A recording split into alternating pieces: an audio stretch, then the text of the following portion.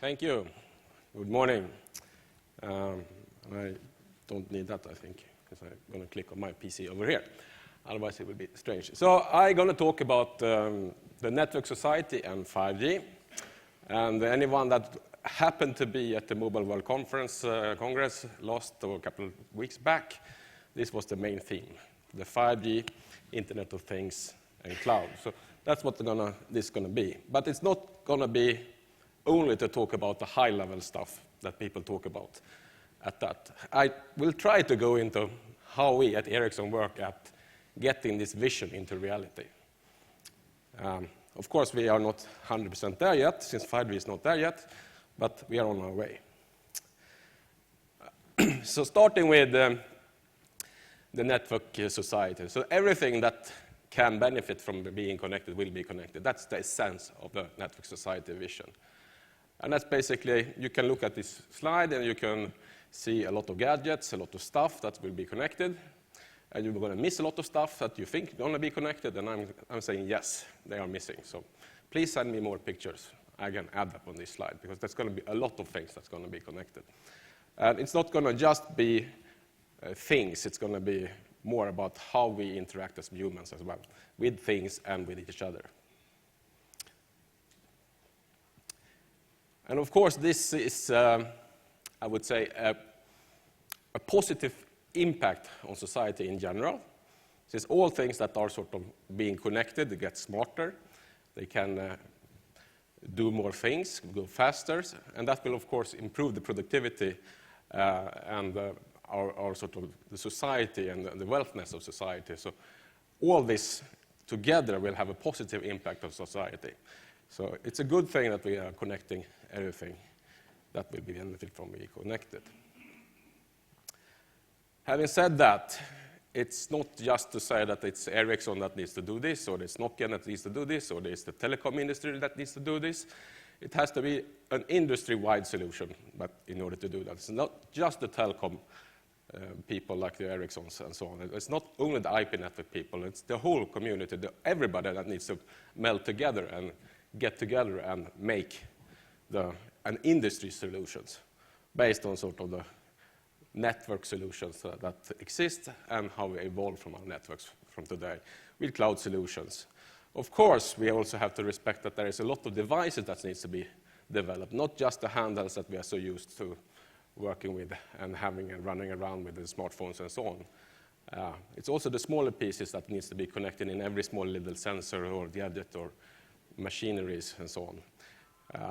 And that is something that is really important, that the complete ecosystem of devices and network infrastructures and so on are getting in place. Because then we can have a sort of a customer innovation, and the 5G will be a foundation for that with Internet of Things and cloud technologies.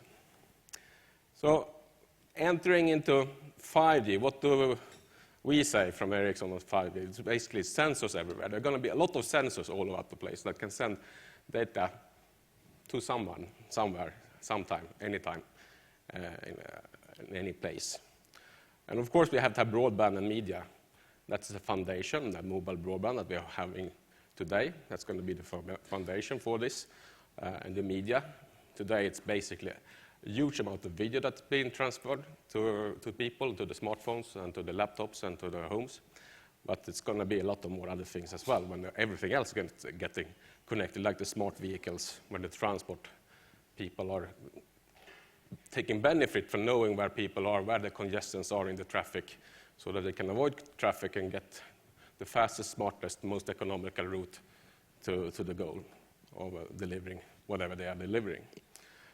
And of course, that requires then a lot of infrastructure and monitoring and control that we have to build in place. And another, I think, interesting area is when we are starting to remotely control machineries in mines. We are doing some projects in Ericsson where we are controlling machineries in mines. When the drilling machines goes very deep down on the earth in mines, and we can control it with haptic feedback and feeling how the sort of the drills is hitting the rock and when to stop and so on. So you get actually the same feeling as you were sitting in the machinery at the spot, but you can sit in a more safe location up in sort of an operation control location. And that's basically use cases. And this is not all use cases of 5G. It's going to be, again, I can say, if someone thinks something is missing, I can say, yes, add that.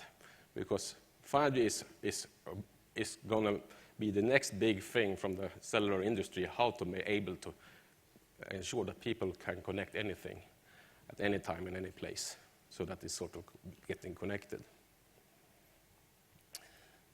And of course, then it's very important now when we are talking about so many different industries that is melting together, so many different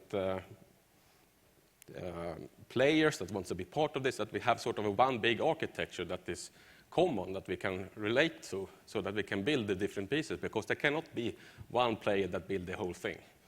And there cannot be one player that does the whole thing. It has to be a lot of people, so that has to be a big ecosystem around this. And then we have to have a good foundation as an architecture. And then we can look at this architecture where we have the transport in the bottom, that's just transporting the bits from sort of the enterprise IT clouds to the devices and back and forth. In the middle, we have the sort of access and mobility on the left-hand side, and on the right-hand side, we have the service provider IT and cloud, and then in the middle, we have the core. But then we also have the cloud infrastructure that is very essential, that can carry all the application that is needed in order to serve this architecture. And then we have the access, and it's both mobile and fixed. Fixed is not going to disappear. It's going to be mobile, it's going to be a lot of wireless, but fixed is going to be there for a long time. And then on top of that everything, we have to have a good management and control so that we know what we're doing and what's going to happen. And when we have so many different industries that want to use this, there are so many players that are going to say that I want my piece. I don't want to be disturbed by somebody else that is doing something that disturbs my connectivity for my things. And therefore, we have invented this terminology about network slices. So then each of these enterprises and clouds and so on can have their own little slice of the network that they're going to be sort of independent of each other. And by doing that and doing all this big, a lot of industries joining this, we're going to see an increase in the mobile data volumes by at least 1,000 times. Another 100 or 2,000 times more the connected devices. We're going to have lower latencies because we're going to have to be able to provide the shorter latencies for industry process applications when you are sort of running factories on this network. And of course, the end-user data rates that everybody talks about, it's going to be increasing as always. And not forget about the battery lifetime that needs to be at least 10 times longer or even more. It has to actually be 10 years. 10 times is maybe just 10 days, and that's not so good. So it's 10 years that we should be talking about and not 10 times on this one. However, I'm from radio, and nobody can talk about the new next generation mobile network system without talking about the new radio access. So here we are. We're having started the discussion in the world about what will be the next generation radio access. And this is our view, the Ericsson view. And we see that today we have a fantastic system called LT that is providing very good coverage, very good bit rates, very good mobile broadband service. And it's operated, as you can see on these slides, below 3 gigahertz frequency bands.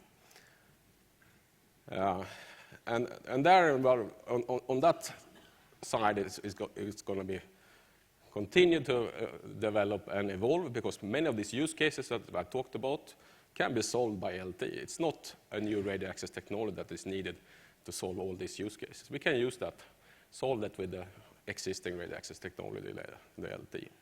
However, when we want to serve more data traffic, even shorter latencies, and higher speeds, LT, bandwidths, and technology will not work if you stay at around the 3 gigahertz frequency bands, simply because we need more spectrum in order to be able to serve more higher data traffic and higher data rates. And then we can only do that by moving up in spectrum. And then on this slide, we say that we can start looking at spectrum up to a 100 gigahertz spectrum. And that's very high up in the spectrum band. And then what's going to be very much about smaller cells. This high spectrum means you don't reach very far with your radio. And of course, there is good technology that we can use with more advanced antennas in order to compensate for that little loss of distance, but not everything can be done by that. So we're going to be a little bit about smaller cells.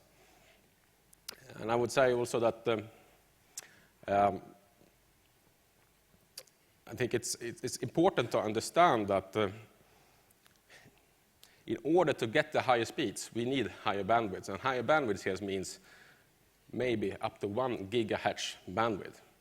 And if you compare that with LTE, that today is using 20 megahertz, and sometimes you can combine that up to maybe 100 megahertz, it's a fairly big amount of more spectrum. And finding 1 gigahertz of spectrum for 3 or 4 operators below 3 gigahertz, that's just impossible. So we have to work on this higher frequency band. So it's a key thing to understand that we have to do that. However, there is also other trends that's going on that also plays along this. And then I have to look at the sort of the RAN architecture. And from the RAN architecture point of view, on the blue thing over there, that's the traditional way of building a base station. You build that basically on site, on the rooftop, and then you have an antenna on the side, or you put it at the bottom of a mast, and then you have an antenna on the top, and between that antenna and sort of the base station piece, the hardware equipment, there is today a fiber connection. So it used to be a coax cable. And that is majority of sites built today. I would say 99% of all sites built today is done like that.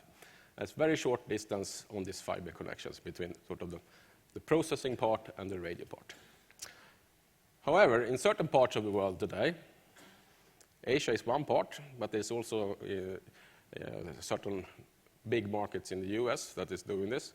Then they are using the fact that they have a lot of fibers, and they can then more centralize the baseband of the processing piece.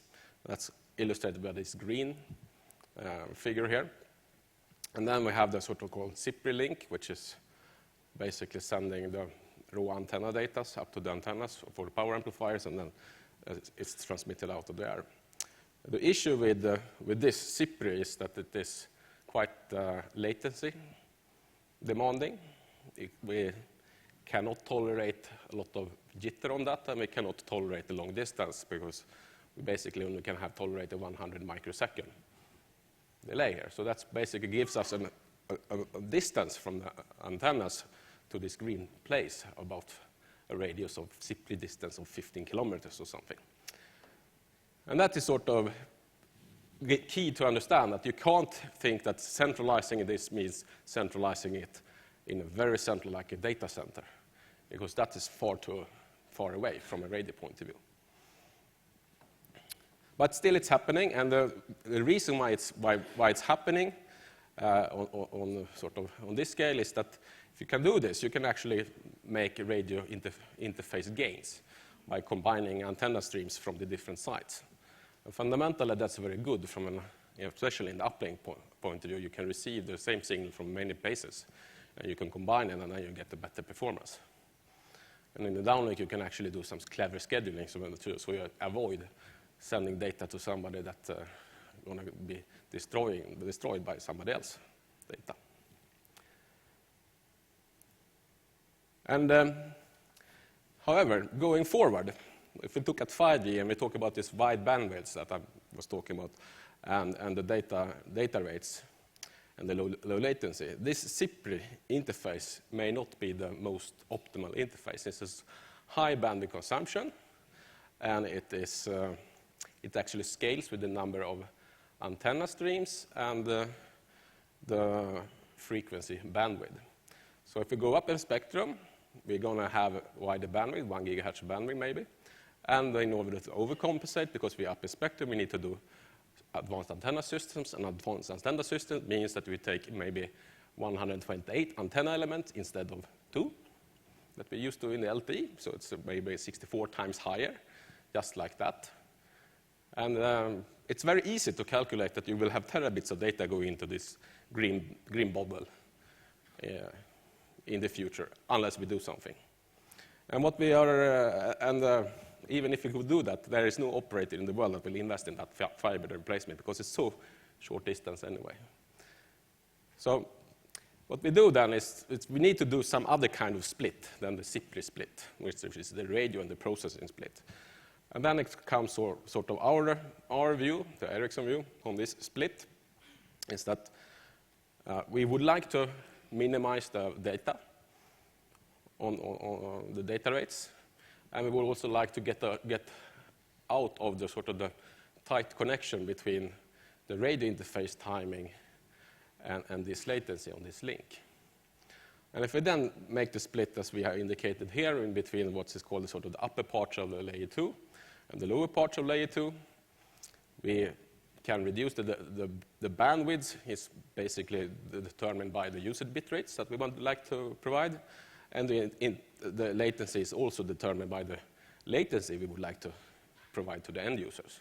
So it's not tightly connected to the radio interface or the radio access technology.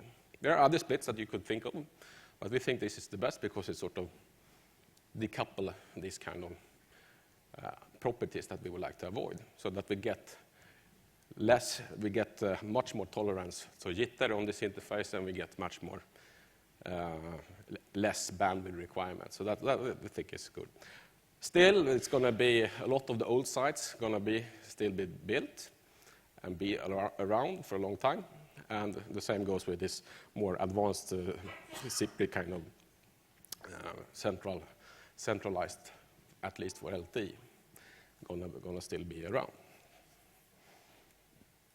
We should also note that we do this split. Traditionally, the blue sites and the green sites are built by specialized purpose-built hardware that is very specialized for this application.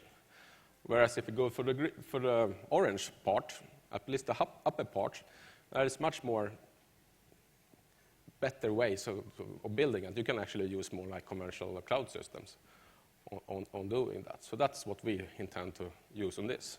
But we should also note that this is not centralized in such a way that it's centralized in a data center. It's more of a distributed data center that is maybe 1 rack or 2 rack big with some server blades on it, that then can run this radio interface applications as indicated here, but it can also run the core network applications and some latency intensive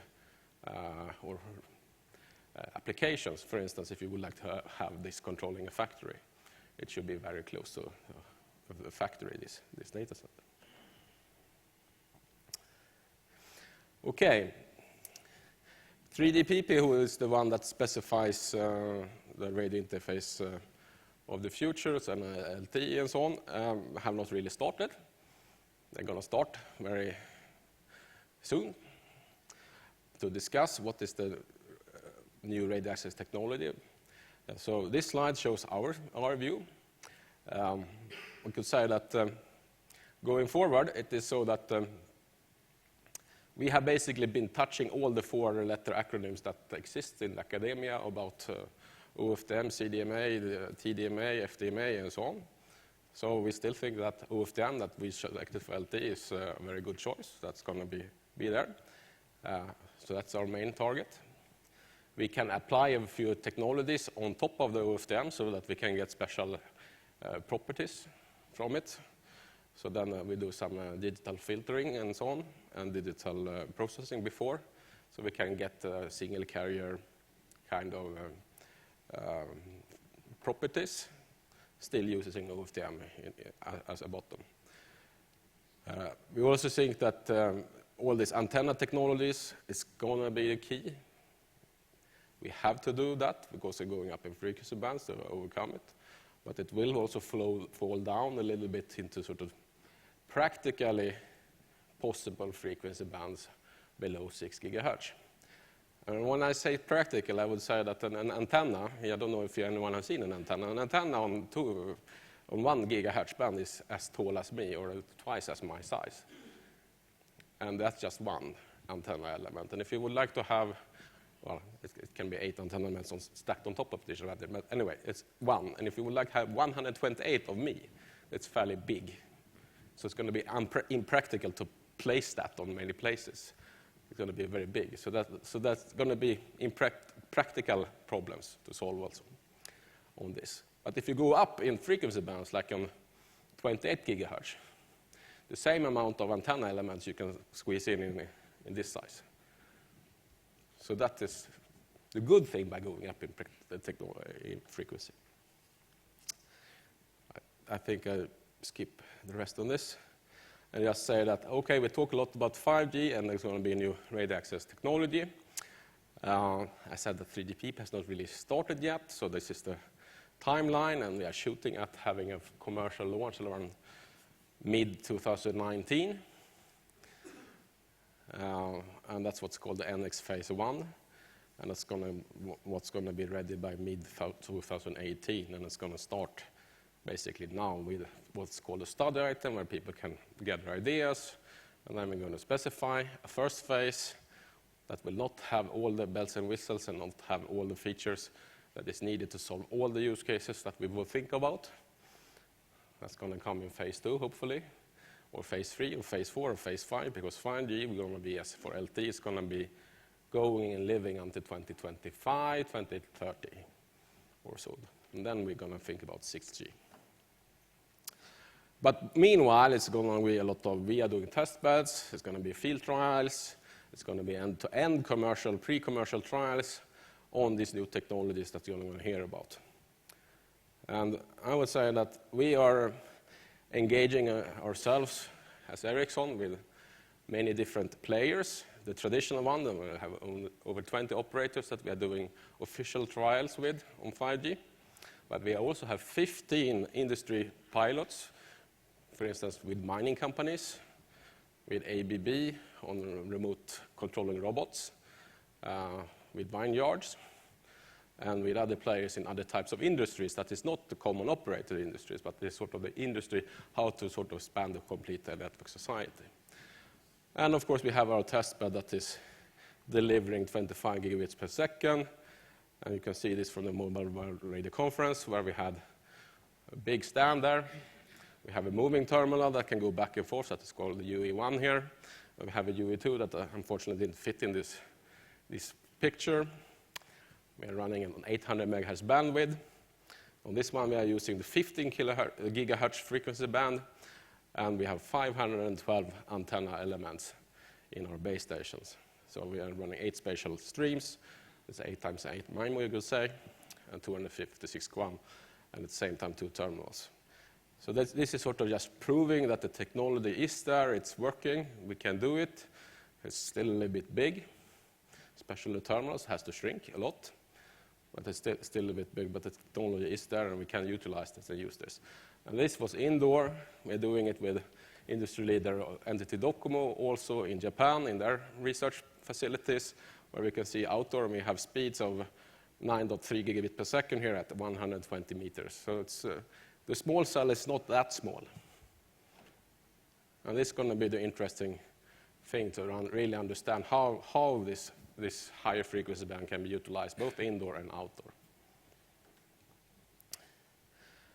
And all this, we need a lot of technologies.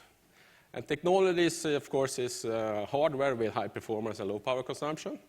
We're doing some of that ourselves, and we're going to partner with other people to get the hardware in place. On that hardware, we read the best software stacks that we can ever get on sort of from the open ecosystems, because I think that is where we can get the best, most out of people and out of the world, so that we can get system features that can be highly deterministic with a good performance, because all these industry applications that we're talking about, they cannot tolerate that the things are not happening at the exactly right time.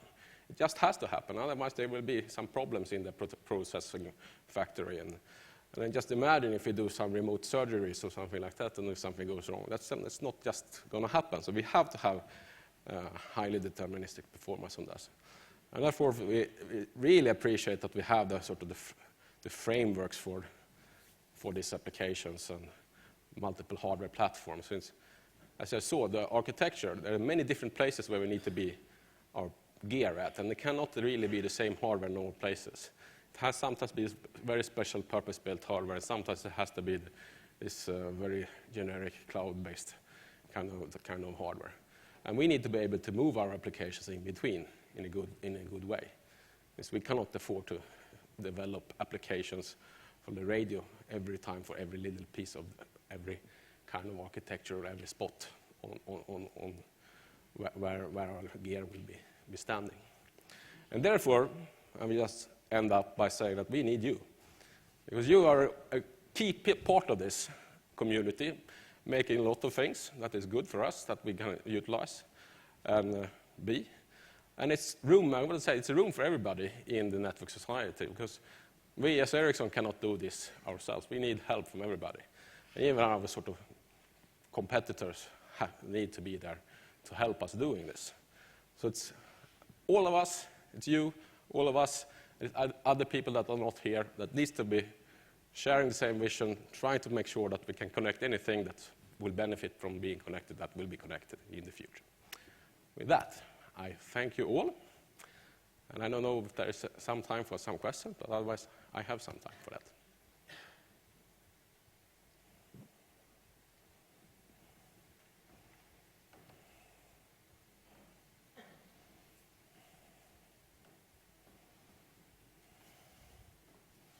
Hi. You mentioned in one of your early slides 10x battery performance, and I'm wondering what technologies you see promising to offer that. So actually I said 10 years. It says 10x. If you take a smartphone today, that's just maybe 10 days or so, and that's not so good. But 10 years. There is longer sleep mode cycles, so being sure that the terminals can only need to wake up when they actually need to send something. That is I think the key, the major piece. Of course, there is then in the terminals needing to be able to shut down everything that just needs to be shut down. But I think that technology is basically there fundamentally from the smartphones. But I mean, in order to give them the possibility to have that. Then I also would say that 10 years battery life will not be for the smartphones that consumes a lot of videos. That will be for more the sensor kind of terminals that you place out in the parking meter, or you place it in where you don't have any kind of power supply.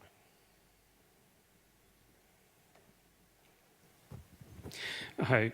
For a long time, the protocol software has been closed sourced and very proprietary. And now you're talking about collaboration and open source development. Does that mean that it's going to be more open and more collaborative kind of development? Or is it still going to continue being closed source and more proprietary? I would say that today we are in Ericsson using maybe 80–90% of our software as open source already today. That doesn't mean that everything is going to be open. It's going to be key differentiating factors in our products that we're going to have, and we're going to follow the standard interfaces, how to collaborate with other players like the Nokias and Huawei's and so on.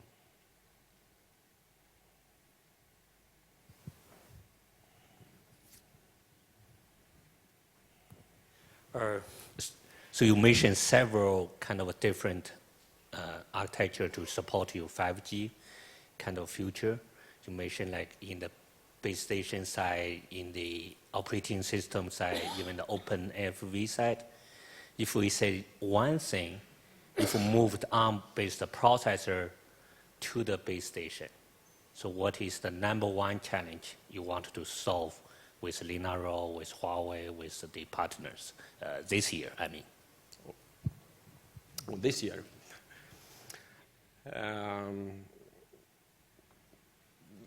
No, I would say, I mean, we are using ARM processors in our base stations today, and we hope to get continued good support from this group in order to get the best performance out of those processors.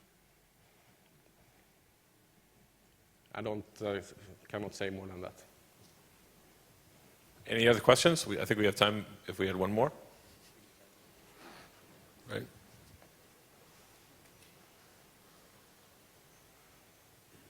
I'll ask you to circle back to a section you skipped on your slides. I thought it was very interesting at the bottom of one of your slides. You sort of talked about the device to direct-to-device communication and some of those other topologies. I thought that was very interesting. Can you talk about that a bit?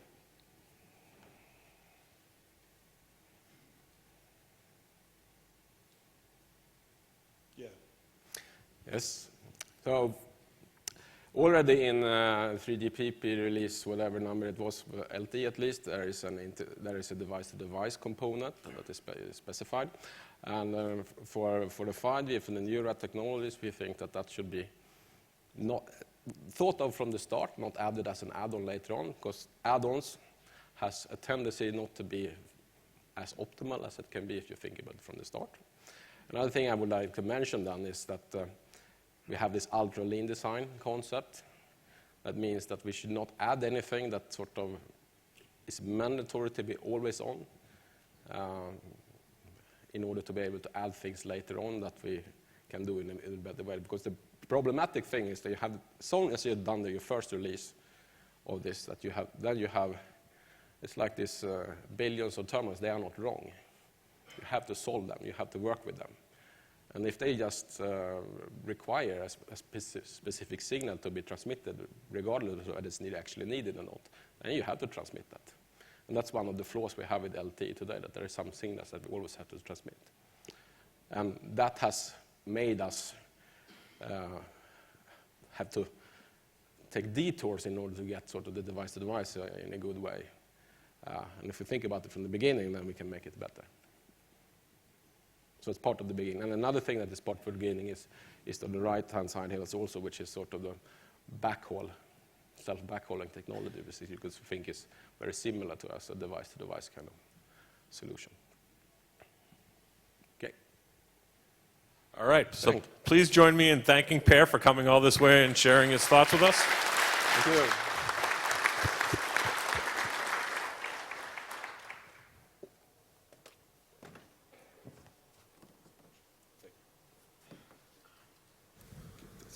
Okay, so that pretty much wraps it up for this morning. We're going to start at 8:45 tomorrow morning, and the thing we have to look forward to, especially tomorrow, is Dave Russling will be sharing his keynote with us and sending us packing off into our travel home with some thought-provoking and stimulating insight, I'm sure.